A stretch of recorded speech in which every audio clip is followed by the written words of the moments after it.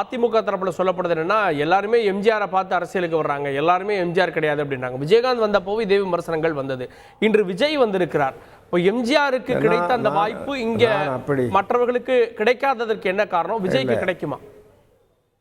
நான் அப்படி நினைக்கவில்லை. புரட்சி தலைவர் எம்ஜிஆர் இருந்திருந்தால் இன்று அவரும் நடிகர் விஜய் அவர்களை ஆசீர்வதித்திருப்பார் என்று தான் நான் கருதுகிறேன்.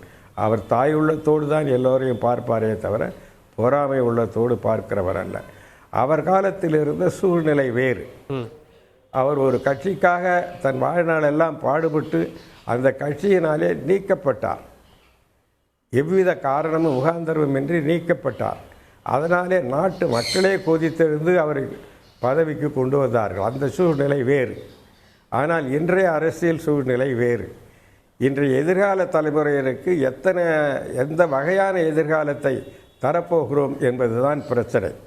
அந்த பிரச்சனைக்கு ஏற்ப அரசியலை நடிகர் விஜய் அவர்கள் எடுத்து செல்வாரே ஆனால் எல்லோருக்கும் சம வாய்ப்பு, எல்லோருக்கும் சமம், எல்லோரும் சம நீதி என்கின்ற அந்த பாதையில் இருந்து பிறழாமல் அவர்கள் செல்வார்களே ஆனால் ஒரு ஒளிமயமான எதிர்காலத்தை நிச்சயம் நாட்டு மக்கள் அவருக்கு தருவார்கள்.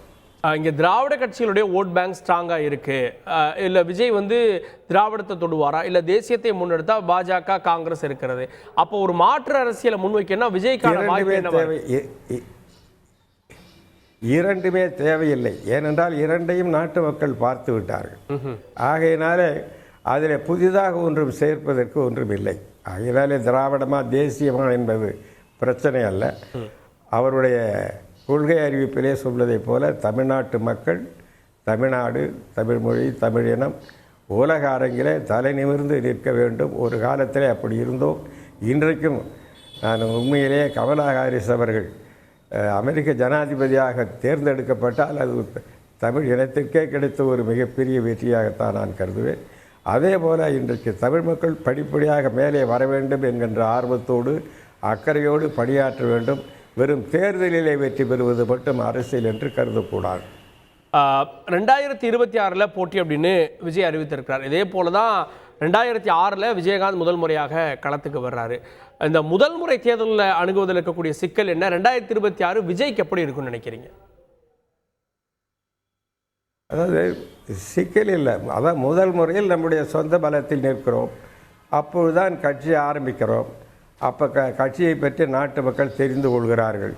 1949 அறிஞர் அண்ணா அவர்கள் திராவிட முன்னேற்ற கழகத்தை ஆரம்பித்து 1967 தான் ஆட்சிக்கு வருகிறார். 57 தேர்தலில் 52 தேர்தலில் போட்டியிடவே இல்லை. 3 ஆண்டுகள் 49லிருந்து 52 வரை போட்டியிடவே இல்லை. 57 போட்டியிட்டு 15 எம்எல்ஏக்களை பெறுகிறார். ஆகவே அரசியல் என்பது ஒரு நீண்ட கால பயணம். தேர்தல்கள் என்பது அவ்வப்பொழுது வரும் நிகழ்வுகள். நாம் தடமாறாமல் சென்றால் நிச்சயம் நாட்டு மக்கள் நல்ல தீர்ப்பளிப்பார்கள். அதுதான் அரசியல் கட்சிகளின் வரலாற்றில் நாம் காண்பது.